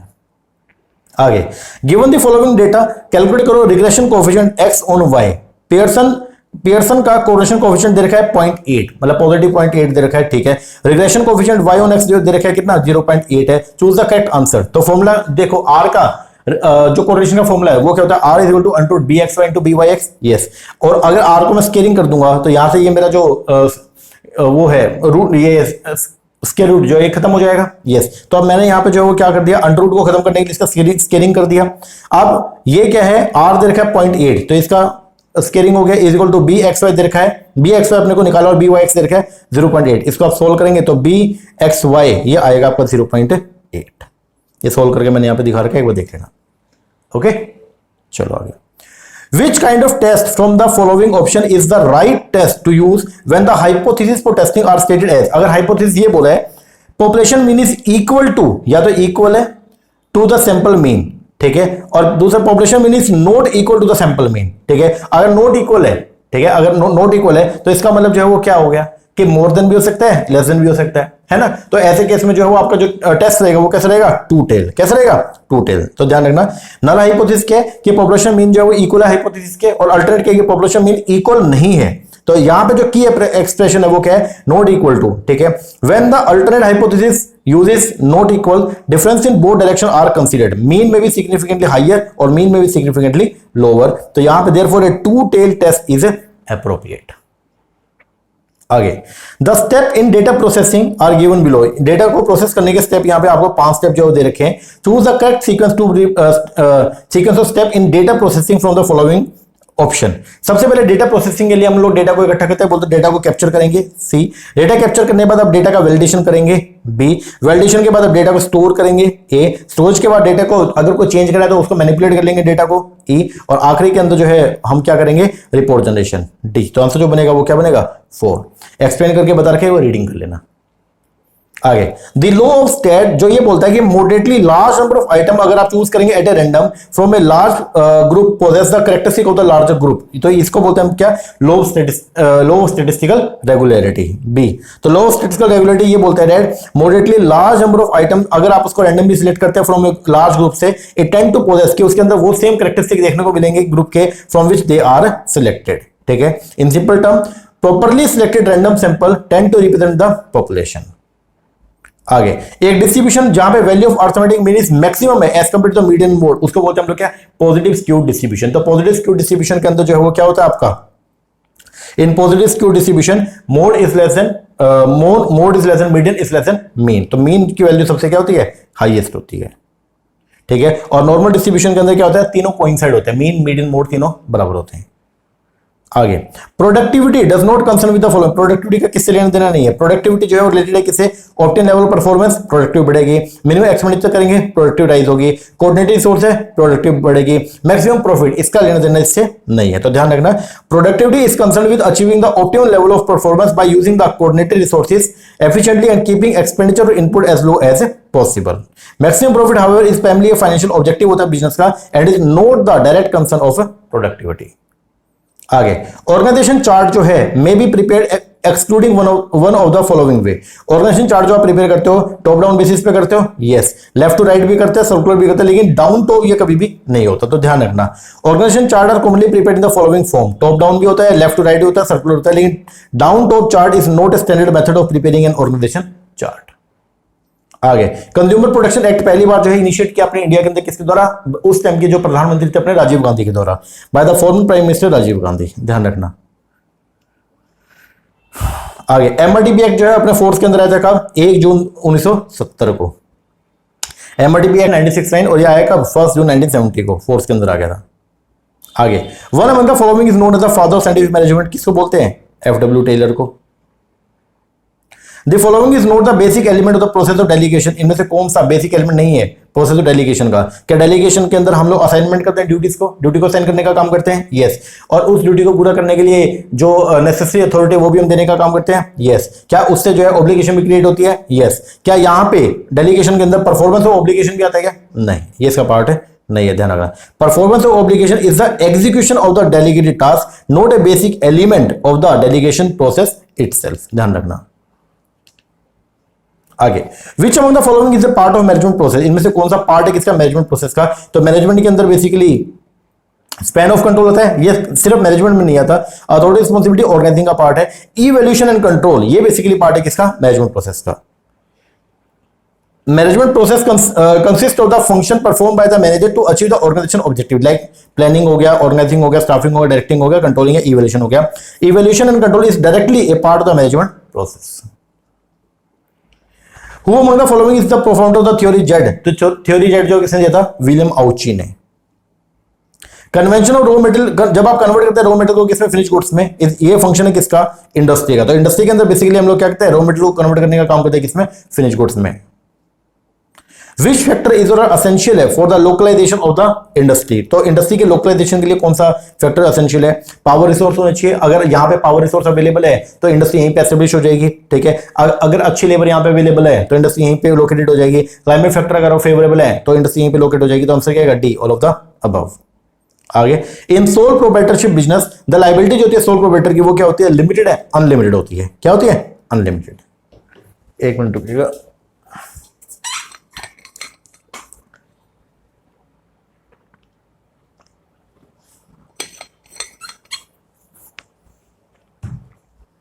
चलिए आगे बढ़ते हैं। नेक्स्ट क्वेश्चन बोलते हैं एक बिजनेस जहां पे only male member can become the partner, उसको बोलते हैं हम लोग क्या, जॉइंट हिंदू फैमिली बिजनेस, ठीक है। लेकिन अब बाद में इसमें अमेंडमेंट किया, however the wording only male member, इसको आउटडेटेड, ये आउटडेटेड है under the current Indian law, okay. After the Hindu succession amendment act 2005, daughter are also coparcener हो सकते हैं by birth from the same right as son, ध्यान रखना। Rationalisation का मतलब जो क्या होता है कि रैशनलाइजेशन के अंदर हम लोग जो क्या करते हैं, बढ़िया तरीके से जो है मैन एंड मशीन, उनको हम क्या करते हैं, ऑर्गेनाइजेशन में एम्प्लॉय करने का काम करते हैं। तो rationalisation refer to the employment of man and machine in a judicious manner. आगे, ग्रुपिंग करना सिमिलर आइटम को एंड ट्रांसफर करना दोस्त टू द रिस्पेक्टिव अकाउंट, उसको बोलते हैं बेसिकली क्या, पोस्टिंग, ठीक है। तो ग्रुपिंग करना सिमिलर एक्टिविटी, सिमिलर आइटम जो उनकी ग्रुपिंग कर दिया, और फिर ट्रांसफर करना those two the respective accounts में, रिस्पेक्टिव जो भी आपने लेटर बनाया उसके अंदर उसको क्या करना, ट्रांसफर करना, उसको बोलते हैं हम लोग क्या, पोस्टिंग करना। Where closing stock is include in the trial balance, अगर क्लोजिंग स्टॉक जो है वो इंक्लूड है किसमें, ट्रायल बैलेंस में, तो उसको रिकॉर्ड किया जाएगा ओनली कहां पे, तो उसको रिकॉर्ड करेंगे ओनली बैलेंस शीट के अंदर। तो अगर मान लो क्लोजिंग स्टॉक ट्रायल बैलेंस में दे रखा है, इसका मतलब ये है कि ट्रेडिंग अकाउंट के अंदर उसका इंपैक्ट जो है वो हो चुका है, तो उसको आप शो करेंगे सीधा कहां, बैलेंस शीट में। One of the following entry is correct. One of the following entry is correct when there is a loss of goods by fire. अगर loss of goods by fire हो गया, मान लो 100 रुपए के गुड्स आपके जो है जल गई, claim is admit partially by the insurance company, और इंश्योरेंस कंपनी ये बोल रही है कि इसमें से 80 रुपए का क्लेम हम जो है वो क्या करते हैं, एडमिट करते हैं। तो 20 का आपका क्या हो गया, लॉस हो गया। अब यहाँ पे आप एंट्री क्या करेंगे, तो एंट्री करेंगे insurance claim account debit, insurance claim कितना, कंपनी दे रही है 80, लॉस कितना हो गया 20 का, टू ट्रेडिंग अकाउंट कितना 100। तो आंसर जो बनेगा वो क्या, फर्स्ट। आगे, व्हेन गुड्स को अगर आप डिस्ट्रीब्यूट करते हैं फ्री सैंपल के तौर पे, चैरिटी के तौर पे, चैरिटी पर्पस के लिए, one of the following general entry mention, तो फिर क्या करेंगे, इसका जो करेक्ट जो इसकी जनरल एंट्री होगी वो क्या होगी, वो होगी advertisement account debit to purchase account, purchase को जो है वो क्या करेंगे, रिड्यूस करेंगे। आंसर क्या आएगा, बी। तो देख लेना, when goods are distributed as a free sample they are treated as advertising और promotional expense because they are given to the promote the business rather than sold. आगे, partnership has been defined by partnership act, किसमें, section 4 के अंदर, section 4 1932 act में। One of the following statement is wrong if there is absence of partnership deed, अगर partnership deed absence है तो फिर क्या है, no partner has the right to receive salary, ये बात करेक्ट है। No interest is allowed in capital, correct है। No interest to be charge on drawing, correct है। Interest at the rate of 5% is to be allowed to the partner loan to the firm, नहीं 6%, तो ये बात क्या है, incorrect है, D. If the withdrawal are made by the partner evenly in the beginning of each month, interest is usually calculated for the whole of the amount for, कितने महीने का इंटरेस्ट लगेगा, तो इसमें हम देखते हैं कि पहली ड्रॉइंग और आखिरी ड्रॉइंग, पहली बिगिनिंग ऑफ एवरी मंथ, तो पहली ड्रॉइंग जो करी होगी उसको अपने यूज के कितने, 12 महीने, यस। और जो लास्ट ड्रॉइंग करी है उसको हमने यूज किया होगा 1 महीना, यस। तो इसका एवरेज निकालो, 12 + 1 13, 13 डिवाइड में 2 करेंगे 6.5, तो 6.5 महीने का इसके ऊपर क्या लगे, इंटरेस्ट हम जो है वो चार्ज करेंगे। When goodwill is bought by the incoming partner, नया पार्टनर आया और गुडविल लेके आया in the form of cash, the goodwill amount is credited to the old partner, तो गुडविल अकाउंट जो है उसको क्रेडिट करेंगे old partner in their sacrifice ratio. जब नया पार्टनर आएगा तो ओल्ड पार्टनर जो है वो क्या करेंगे, अपने रेशियो को जो है वो नए पार्टनर के एंड में सैक्रिफाइस करेंगे, ठीक है। तो वो जितना भी प्रीमियम फॉर गुडविल का पैसा लेके आएगा उसको क्या किया जाएगा, ओल्ड पार्टनर जो है वो आपस में डिस्ट्रीब्यूट करेंगे in their sacrificing ratio. The sum of the share sacrificed by the old partner is equal to the share given to the, मतलब जितना सैक्रिफाइस ओल्ड पार्टनर करेंगे उतना ही गेन कौन करेगा, न्यू पार्टनर करेगा, is newly admitted partner. Dash cost are partly fix and partly variable in nature to the output, वो कौन सी होती है, semi variable. Semi variable cost है वो पार्टली फिक्स होती है और पार्टली क्या होती है, वेरिएबल होती है। कॉस्ट ऑफ गुड्स सोल्ड कैसे निकालते हैं, कॉस्ट ऑफ गुड्स सोल्ड, जो आपने सामान बेचा उसकी कॉस्ट कैसे निकालेंगे, यहां पे लेंगे कॉस्ट ऑफ प्रोडक्शन, उसमें हम ऐड करेंगे ओपनिंग स्टॉक फिनिश गुड्स का, माइनस करेंगे closing stock of the finish goods. तो cost of production plus opening stock of the finish goods minus closing stock of the finish goods करेंगे तो ये आएगा आपका cost of goods sold. Contract where all agreed cost are recovered, उस contract को क्या बोलते हैं, कॉस्ट प्लस कॉन्ट्रैक्ट कॉस्टिंग, कि सारी की सारी कॉस्ट अपनी क्या हो जाएगी, रिकवर हो जाएगी, और प्लस में कुछ प्रॉफिट मार्जिन हम क्या करेंगे, ऐड करके जो है फाइनल प्राइसिंग कोट करते हैं। When the completion stage of the contract is more than half, जब completion stage जो है वो मतलब आपका जो प्रोजेक्ट है वो हाफ से ऊपर कंप्लीट हो गया है, तो प्रॉफिट जो क्रेडिट की जगह पे एंड लगाने वो कितना होगा, वो होगा will be equal to the 2/3, कितना 2/3। द प्रोपाउंडर जो है ऑफ द एडमिनिस्ट्रेटिव मैनेजमेंट वो कौन है, Henry Fayol. States are affected to the marked extent by the multiplicity of the causes, ये स्टेटमेंट जो है वो दिया था किसने, ये स्टेटमेंट बेसिक दिया था सेक्रिस्ट ने, होरेस सेक्रिस्ट, याद कर लेना इसको। Primary data collected through the direct personal interview, वो सुटेबल है किसके लिए, अगर आपको इंटेंसिव स्टडी करनी है ना, तो वहां पे जो प्राइमरी डेटा जो डायरेक्ट पर्सनल इंटरव्यू के माध्यम से जो इकट्ठा किया गया ना, वो हमारे लिए बहुत ही क्या रहता है, सुटेबल रहता है अगर आपको इंटेंसिव स्टडी करनी है तो। प्री टेस्टिंग करना क्वेश्चनर का, आपने क्वेश्चनर बनाया, अब आप वो क्वेश्चनर जो है वो लोगों को देने वाले हो, ठीक है, लेकिन उससे पहले आप क्या करो, उसकी प्री टेस्टिंग कर रहे हो, ठीक है। तो प्री टेस्टिंग के अंदर हम क्या करते हैं, बेसिकली इसके अंदर जो ग्रुप के कुछ मेंबर को हम जो है वो ये अपना क्वेश्चनर देंगे और बोलेंगे कि ये आप इसको जो है वो क्या करो, एक बार के लिए मुझे इसको फिल आउट करके दो, तो इसको बोलते हैं मतलब प्री टेस्टिंग करना, ठीक है ना। तो प्री टेस्टिंग के अंदर हम क्या चेक करते हैं, question minutely by the investigator himself, no. Asking question with a group before mail out, yes, answer क्या आएगा, बी। तो pre testing of a questionnaire basically क्यों बनाता है, डेटा कलेक्ट करने के लिए, ठीक है ना। It means testing the questionnaire on a small group of respondent before it is used for the main survey. आगे, who of the following did not develop the measurement of skewness, इनमें से किसको जो इनमें से कौन सा ऐसा है जो स्क्यूनेस के लिए जिसके माध्यम से स्क्यूनेस को हम जो है वो मेजर नहीं करते, वो है क्रोक्सटन। कार्ल पियर्सन है, बोले मेथड है, कैली मेथड है, लेकिन क्रोक्सटन नहीं है। One of the following is not a method of study variation, इनमें से कौन सा मेथड है जिसको हम वेरिएशन कंप्यूट करने के लिए यूज नहीं करते, रेंज को यूज करते हैं, अपर और लोअर रेंज निकाल करके, क्वार्टाइल डेविएशन को यूज करते हैं, मीन डेविएशन के माध्यम से भी करते हैं, स्टैंडर्ड डेविएशन से भी करते हैं, लेकिन एवरेज को हम जो है वो वेरिएशन कंप्यूट करने में यूज नहीं करते। Find out which one is wrong, कौन सी जो है वो बात जो है वो रोंग है वो बताना है। सबसे पहला, स्क्यूनेस एब्सेंट होता है when the value of mean median mode coincide है, ये बात एकदम जो है वो क्या करेक्ट है, क्योंकि वहां पे जो है वो बेल शेप बनेगा और स्क्यूनेस एक तरफ झुकाव नहीं होगा, ये तो सही है। Data when plotted on a graph paper give normally bell shape, ये भी सही है। Sum of the positive deviation from the median is equal to the sum of the negative deviation, ये बात सही होती है। क्वार्टाइल जो है वो इक्वल डिस्टेंट होता है मीडियन से, ये भी सही है। Frequency are not equally distributed at point of equal deviation from the mode, ये बात जो है वो सही नहीं है। तो आंसर जो बनेगा वो क्या बनेगा, ई, ध्यान रखना। आगे, when quantitative measure for certain factor can not be fixed, the measure which is generally adopted, उसको बोलते हैं बेसिकली हम लोग क्या, रैंक कोरिलेशन। जब क्वांटिटेटिव मेजर जो है ना वो फिक्स नहीं होता, तो वहां पे तो किस मेजर को हम यूज करते हैं जनरली, तो वो है रैंक कोरिलेशन कोएफिशिएंट, तो ध्यान रखना इसको, ठीक है ना। आगे, for the construction of index number, जब आप इंडेक्स नंबर को बनाते हैं, विच of the following average is the best one, तो सबसे बेस्ट कौन सा होता है, ज्योमेट्रिक मीन, कौन सा, ज्योमेट्रिक मीन। तो ध्यान रखना, for the construction of index number particularly when averaging price relatives, ठीक है, the geometric mean is generally considered the most appropriate average. Geometric mean क्यों होता है, क्योंकि it is suitable for averaging ratio, percentage and relatively, ये reduce करता है excessive influence on the large very large value, और ये सेटिस्फाई करता है important index number property better in the relevant formulation. आगे, एक्स लिमिटेड ने इशू किया 1000 equity share on face value of 10 रुपए वाला, कितने में, 11 में, होल अमाउंट जो है एक बार में रिसीव हो गया, तो करेक्ट एंट्री जो वो क्या होगी, वो होगी बैंक अकाउंट डेबिट कितना, 11,000 रुपए, to equity share capital account 10,000 and to share premium account कितना, 1000। बी। आगे, टेलर की जो फेमस बुक थी उसका क्या टाइटल था, the principle of scientific management, इसको पब्लिश किया किस साल के अंदर, 1911 के अंदर, याद रखना, ठीक है। आगे, organisation structure act as a means towards, organisation structure जो है ये एक मींस है टुवर्ड्स क्या करने के लिए, ऑर्गेनाइजेशन स्ट्रक्चर में होते क्या करने के लिए, ऑर्गेनाइजेशन के गोल को अचीव करने के लिए, for the achievement of the organisation goal. Deferred revenue expenditure जुड़े हुए किससे, तो डेफर्ड रेवेन्यू एक्सपेंडिचर बेसिकली ये रेवेन्यू नेचर के एक्सपेंडिचर होते हैं which is spread over a number of year. A ने परचेज किया इनवॉइस फॉर 1250 का, और ये एंटर्ड हो गया परचेज बुक के अंदर 1520 में, तो हमने जो है परचेज किया 1250, लेकिन उसको बुक में डिकोडिंग कर दिया 1520, तो ये किस तरीके की जो है एरर है, तो this is known as the error of commission. क्या बोलते हैं, एरर ऑफ कमीशन। तो this is an error of commission because the transaction has been recorded but with an incorrect amount.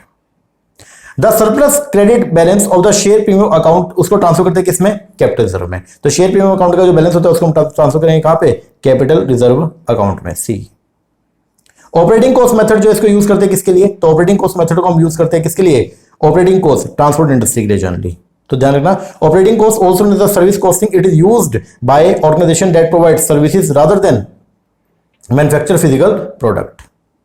आगे, forfeited share can be issue, forfeited share को issue किया जा सकता है बाय कंपनी द्वारा बाय वे ऑफ पासिंग। तो जब आप क्या करेंगे, जब बोर्ड जो एक रेजोल्यूशन पास करेगा तो फॉरफिटेड शेयर को आप जो क्या करते हो, रीइशू कर सकते हैं।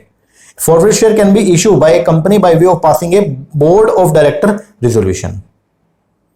इट इज द मैनेजर, बोलते हैं मैनेजर की एबिलिटी है कि वो कोऑर्डिनेट करता है ऑल ऑर्गेनाइजेशन एक्टिविटी में and varied interest involved in it. It involve view the organisation in its totality and understand the interdependence of the individual part. Name the managerial skill, तो वो कौन सी स्किल होती है, वो होती है मैनेजर के अंदर कौन सी, कंसेप्चुअल स्किल, जिसको वो बेसिकली क्या करता है, यूज करता है कोऑर्डिनेट करने के लिए ऑल ऑर्गेनाइजेशन एक्टिविटी को and varied interest involved in it. तो इसमें क्या आता है, व्यू करना ऑर्गेनाइजेशन को in its totality and understand करना interdependence of the individual part. तो ये कौन सी स्किल है, conceptual skill.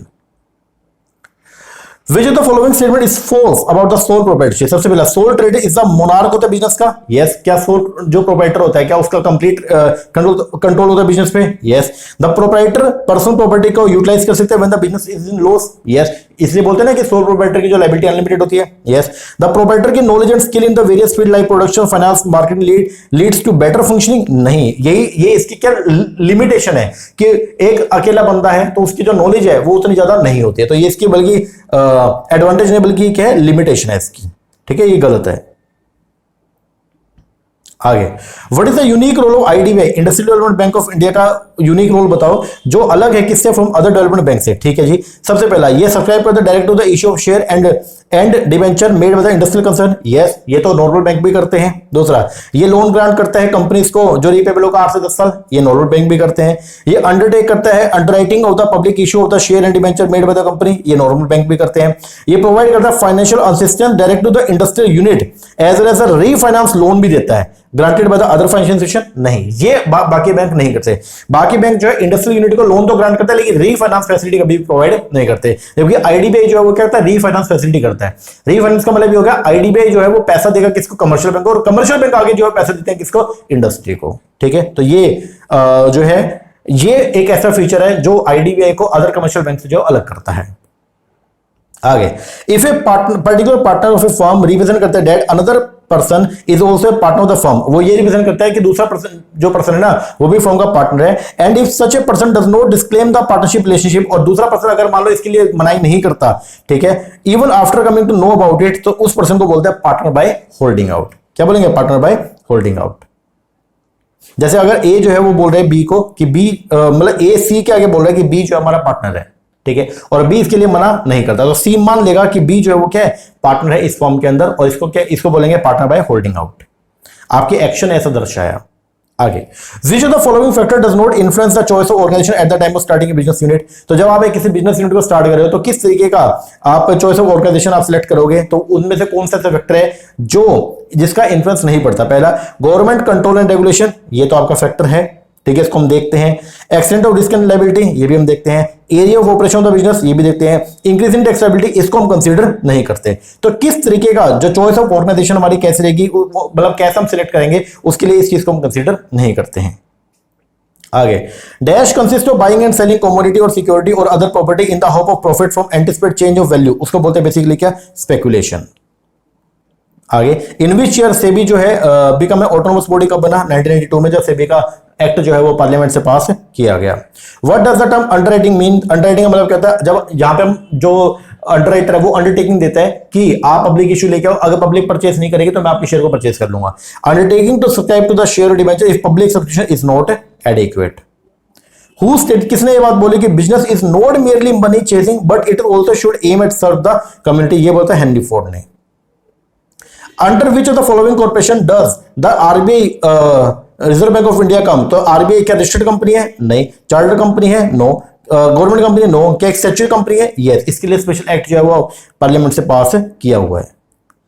Indian partnership act जो है डिफाइन करता है पार्टनरशिप को, तो पार्टनरशिप क्या, partnership is a relation between person जो एग्री हुए to share the profit of the business carry on by all or any of them acting for all, ये इसकी डेफिनेशन है जो रूल सेक्शन 4 के अंदर दी गई है, ध्यान रखना। Principle of Esprit D corps जो है वो लिस्टेड है, किसके द्वारा लिस्ट किया गया? जो 14 सिद्धांत थे हेनरी फ्योल के, उसके अंदर। Which one the following is true? इनमें से कौन सी बात जो है ट्रू है? सबसे पहला, long term finance is not required in all type of finance. बोलता है लॉन्ग टर्म फाइनेंस जो है उसकी जरूरत नहीं होती in all type of business activity, manufacturing, trading as well as transport. गलत। बोलता है long term finance is generally required for the period of the 20 year और मोर। नहीं। Long term finance is associated with the long term return on the investment. ये बात एकदम क्या है? करेक्ट है। एक ग्राफ ऑफ फ्रीक्वेंसी डिस्ट्रीब्यूशन जो डिपेंड करता है क्यूमुलेटिव फ्रीक्वेंसी को, उसको बोलते हैं क्या? ओगिव। क्या बोलते हैं? ओगिव। तो ओगिव एक ग्राफ है जो रिप्रेजेंट करता है cumulative frequency distribution of a data set. आगे, सेंट्रल टास्क जो होता है मैनेजर का वो क्या? To get the work done with the cooperation of people for the attainment of the organisation objective. लोगों से काम करवाना। दस, ये ड्यूटी होती है किसकी? ऑफ एवरी मैनेजर की, कि वो स्टडी करे behaviour of the people working under him and adopt the necessary technique to inspire people to cooperate and contribute their best effort towards organization goal. तो ये जो प्रोसेस है इसी को बोलते हैं हम लोग क्या? मोटिवेशन। लोगों से काम करवाने की कला। तो लोगों को इंसिस्ट करते हैं मोटिवेट करके कि हम जो उनसे काम करवाना चाहते हैं वो काम करें। Which one was originally used to measure the distribution of the wealth and income? ठीक है, is now also used, और आज के डेट में उसको हम यूज करते हैं किसके लिए? For study the distribution of profit, wages and turnover etc. ये ग्राफिक मेथड है जिसमें हम स्टडी करते हैं डिस्पर्सन को। It is a double cumulative percentage graph जिसको यूज करते हैं determining the extent of inequality of item. तो उसको बोलते हैं हम लोग क्या? Lorenz curve. क्या बोलते हैं? Lorenz curve. तो Lorenz curve is a graphical method है जिसको यूज करते हैं मेजर करने के लिए एंड इलस्ट्रेट करने के लिए द डिग्री ऑफ इनइक्वालिटी और dispersion in A distribution. What is policy? Policy basically क्या होती है? पॉलिसी एक जनरल स्टेटमेंट है या अंडरटेकिंग या अंडरस्टैंडिंग है विच जो गाइड करती है या चैनल करते हैं थिंकिंग एंड एक्शन को in decision making. According to किसके, मतलब ये बात किसने बोली है कि stats are the numerical statement of fact in an department of inquiry place in relation to each other. ये बोली थी बॉल्डन है। A dash in relation to any good means a person जो सेल या डिस्ट्रीब्यूट करता है एनी गुड्स फॉर सेल, उसको बोलते हैं हम लोग क्या? Trader. Which of these is not a silent feature of the Consumer Protection Act? ठीक है, सबसे पहला ये अप्लाई होता है all the goods and service unless otherwise expressly notified by the central government। ये जो इसका फीचर है। The hallmark जो है इस एक्ट का is that it has not set a time frame. इसने कोई भी टाइम फ्रेम सेट नहीं किया for the disposal of the cases. गलत। ये बात बिल्कुल भी सही नहीं है, बल्कि इस एक्ट के अंदर लिखा गया है कि जितनी जल्दी हो सके उतनी जल्दी अपने को क्या करना है? जो भी शिकायत है उनका निपटान करना है। तो ये इसका फीचर नहीं है। Which of the following term refer to the number of individual a manager can effectively supervise? उसको बोलते हैं span of control। What is bank rate? Bank rate वो रेट होता है, it is charged by the RBI on loan to the commercial bank। तो RBI जो है commercial bank को जो लोन प्रोवाइड करता है लॉन्ग टर्म के लिए, तो उसके लिए जो RBI जो इंटरेस्ट रेट चार्ज करता है उसको बोलते हैं हम लोग क्या? Bank rate. एक document issue by the RBI on behalf of the central government to meeting its temporary deficit and financing the expenditure, उसको बोलते हैं बेसिकली क्या? Treasury bill. क्या बोलेंगे? T bill. T bill generally government के behalf पे RBI जो क्या करता है? इशू करने का काम करता है। Which of these is a method of collecting primary data? Primary data को इकट्ठा करने के कौन कौन सा मेथड है? Personal interview, yes. शेड्यूल जारी करके, यस। लोकल रिपोर्ट या कॉरेस्पोंडेंट से, यस। आंसर क्या आएगा? All of the above. Choose the false statement. सबसे पहला, comparison of the two set of data can only be done by the relative method dispersion. ये तो ट्रू है। फिर बोलता है a good method of dispersion should preferably be use all the item of the data. ये भी सही है। Variability itself may be some time use in decision making. ये भी सही है। द ओनली पर्पस जो होता है मेजर करना डिस्पर्सन इज टू असेस करना the reliability of an average. ये बात सही नहीं है। मतलब डिस्पर्सन को मेजर करने का जो है वो सिर्फ एक ही उद्देश्य होता है अपना? नहीं। तो ये ध्यान रखना, statement 4 is false because measuring dispersion has several purpose, not just assessing the reliability or the representative of a average. और अलग अलग जो पर्पस है वो क्या होते हैं? असेस करना वेरिएबिलिटी और spread of data, judging the reliability or representativeness of a average, comparing variability between the different data set, या supporting decision making and risk analysis. ये भी अलग अलग ऑब्जेक्टिव होते हैं जिसके लिए हम डिस्पर्सन को कंप्यूट करते हैं। In which of the following stream was classical theory of organization develop? ठीक है, ब्यूरोक्रेसी क्लासिकल का पार्ट है, एडमिनिस्ट्रेटिव, साइंटिफिक, ये तीनों जो है क्लासिकल थ्योरी का पार्ट है। आंसर क्या आएगा? सेकंड। इनसाइड, जो इनसाइडर ट्रेडिंग होती है, it refer to trade in a script of a company by person having access to the price sensitive information to make private gain or reduce loss. तो कौन सी किस तरह की इंफॉर्मेशन उनके पास होती है जो आम जनता के पास नहीं है, जो कि अनपब्लिश इंफॉर्मेशन होती है, तो उसके बेस पे वो क्या करते हैं? इनसाइडर ट्रेडिंग करते हैं, और ये प्रोहिबिटेड है। Honey is related with the egg mark.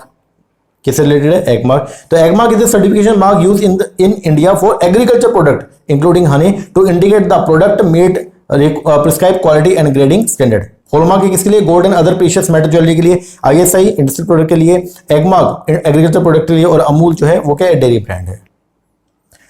एक strategy which is directed at producing goods and service consider unique in its industry and directed at the consumer who are relatively price insensitive, उसको बोलते हैं basically क्या, differentiation. ठीक है, तो जो हर industry के लिए क्या यूनिक है उसको बोलते हैं हम लोग क्या, डिफरेंशिएशन।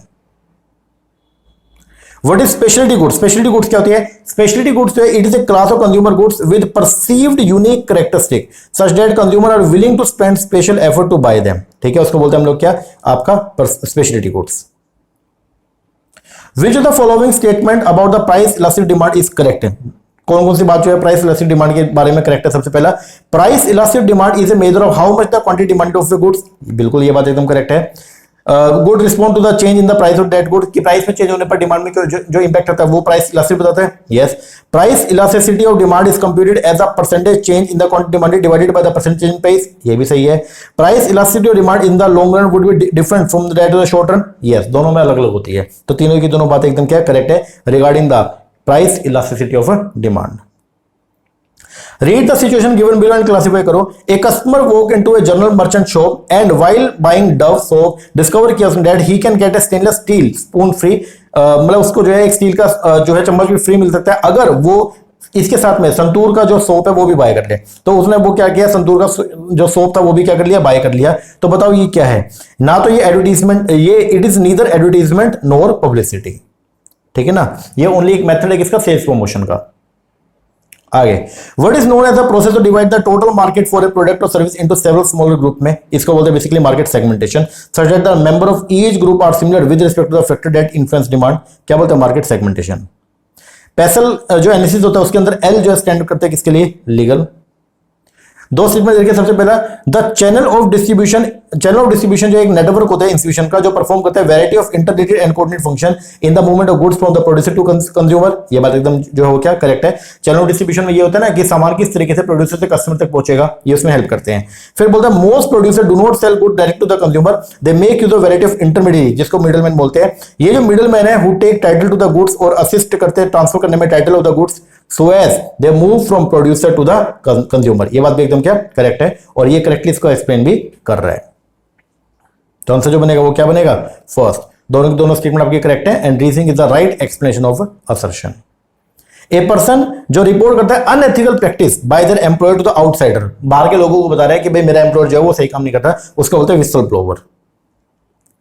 मैचिंग करना है, ऑर्गेनाइजेशन का ऑब्जेक्टिव दे रखा है और मार्केटिंग कॉन्सेप्ट दे रखा है। सबसे पहला इफेक्टिव डिस्ट्रीब्यूशन जो है ये पार्ट है किसका, आपका प्रोडक्शन कॉन्सेप्ट। ठीक है, large scale selling and promotion effort, अगर ये इसके अगर हम बात करते हैं तो ये आपका selling concept. Produce but consumer, consumer को जो चाहिए वो बनाओ, ये आपका मार्केटिंग कॉन्सेप्ट। ठीक है, प्रोडक्ट इंप्रूवमेंट की अगर बात करें ये आपका प्रोडक्ट कॉन्सेप्ट और इंप्रूव सोसाइटी वेलबींग ये आपका सोसाइटल कॉन्सेप्ट। तो आंसर जो बनेगा वो क्या बनेगा, third. In practice A compound journal entry is not record, compound journal entry को रिकॉर्ड नहीं करते अगर क्या होता है, if only one account is debited and the another account is credited, ये बात ध्यान रखना। ठीक है ना, डी। तो ये एक्सप्लेनेशन यहां पे दे रखा है, सिंपल सा एक्सप्लेनेशन है, इसको तो पढ़ देना, प्लस वन का ही है। तो आगे, which of the following expenditure is considered as deferred revenue, इनमें से किसको डेफर्ड रेवेन्यू मानते हैं? सबसे पहला बोलता है 20,000 रुपए स्पेंड किया on some major alternative to a theatre which made it more comfortable attractive, नहीं, इससे बल्कि क्या होगा कि अर्निंग कैपेसिटी बढ़ेगा, ये आपका डेफर्ड रेवेन्यू नहीं है। 4,000 रुपए स्पेंड किया on the dismantling transportation and restore the plant machinery to a new site, ये आपका बेसिकली डेफर्ड रेवेन्यू एक्सपेंडिचर, क्योंकि इसका बेनिफिट आपको लंबे समय तक मिलेगा। 2,000 रुपए स्पेंड किया रिपेयर पे, रेवेन्यू एक्सपेंडिचर है। 60,000 स्पेंड किया on the construction railway siding, ये आपका कैपिटल एक्सपेंडिचर है, ध्यान रखना इसको। Which of these is a kind of company category on the base of the liability of the shareholder or the member? तो बोलते हैं which of these is a kind of company category on the base of the liability of the shareholder or the member? तो वो ये क्या आपका government company, private company, public या unlimited? Yes, ये अनलिमिटेड, क्योंकि यहाँ पे क्या होता है, यहाँ पे लाइबिलिटी के बेस पे होता है, या तो जो शेयर होल्डर उनकी लाइबिलिटी लिमिटेड होगी या फिर क्या अनलिमिटेड होगी। आगे, which one the following is not of the benefit of the trade liberalisation, इनमें से कौन सा ट्रेड लिबरलाइजेशन का बेनिफिट नहीं है? पहला, for producer and supplier market are enlarge and sell opportunity increase, ये तो बेनिफिट है। Income disparity and productivity difference आएगा, ये इसका बेनिफिट नहीं है, ये बल्कि क्या नुकसान है, क्योंकि बाहर की कंपनी आएंगी तो फिर इससे क्या होगा, कुछ लोग बहुत अमीर और कुछ लोग बहुत ही क्या हो जाएंगे, गरीब हो जाएंगे, और प्रोडक्टिविटी के अंदर आपको बहुत ही डिफरेंस देखने को मिलेगा। Which of the following is or are not considered as an economic activity? Doctor working in the government hospital, ये तो economic activity है. Teacher working in school, economic activity है. Farmer working in the field for his own consumption, ये economic activity नहीं है. Domestic work by household, ये भी economic activity नहीं है. ठीक है, तो आंसर जो बनेगा वो क्या बनेगा? थर्ड.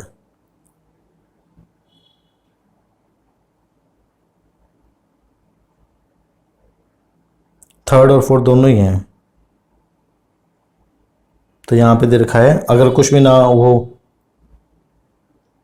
तो ये आएगा आपका सेकंड नहीं है, थर्ड, मतलब ओनली 4 और या ओनली ये. और एमसीक्यू का रूल जो है वो क्या होता है कि अगर मान लो एक क्वेश्चन के अंदर अगर मल्टीपल आंसर है, ठीक है, तो जो फर्स्ट वन है वही करेक्ट होता है. तो आंसर जो बनेगा वो क्या? थर्ड. ठीक है. And last, dash is defined as a change in the total cost as a result of change in the level of output. इसको बोलते हैं बेसिकली क्या? Incremental cost. क्या बोलते हैं? Incremental cost. ठीक है ना. तो अगर आप लेवल ऑफ आउटपुट को 1 यूनिट से बढ़ाएंगे तो वो क्या है आपका, उसकी वो जो एक्स्ट्रा कॉस्ट आपको इंकर करनी पड़ेगी वो है आपकी क्या? Incremental cost. ये मार्जिनल कॉस्ट नहीं है, इंक्रीमेंटल कॉस्ट है. तो बोलते हैं incremental cost is defined as a change in the total cost as a result of change in the level of output और इन्वेस्टमेंट. ठीक है ना. लो जी, तो ये अपने कुछ 150 क्वेश्चन थे जो काफी अच्छे क्वेश्चन है, रेलिवेंट है आपके एग्जाम पर्पस के लिए. ओके, तो इसको आप एक बार देखना. और ये ना जो एक्सप्रेशन मैंने डाली है इसको जरूर पढ़ना. हर क्वेश्चन के एक्सप्रेशन मैंने डाली है, इसको जरूर पढ़ना. इससे बहुत हेल्प आपको जो मिलने वाली है. ओके जी, चलो एक बार ये करो. ओके, और बाकी जो बच्चे दिसंबर 2026 में जो एंटीनेट का पेपर होना उसके लिए तैयारी कर रहे हैं, उसके लिए हमारे बैचेस ऑलरेडी चल रहे हैं. ओके, और जो बच्चे अभी पंजाब के अंदर जो पेपर होना है वो अगर देना चाहते हैं तो उसके लिए भी हमने एमसीक्यू बैच जो चला रखा है, तो आप चाहें तो वो उस बैच को ले सकते हैं. उसके अंदर आपको 20 मॉक टेस्ट हम प्रोवाइड कराएंगे जो कि हूबहू वैसे क्वेश्चन आपको देखने को मिलेंगे जैसे एग्जाम में आएंगे. ठीक है ना. तो उससे काफी हेल्प मिलेगा आपको एग्जाम के अंदर. ओके जी, बाकी अगर आपको कोई भी इंफॉर्मेशन चाहिए तो नीचे नंबर दे रखा है 7404717750. इस पर कॉल करके या व्हाट्सएप करके आप कोर्सेज की इंक्वायरी कर सकते हैं. ओके जी, चलो एक बार इतना कीजिए, मिलते हैं नेक्स्ट वीडियो में. तब तक के लिए थैंक यू वेरी मच.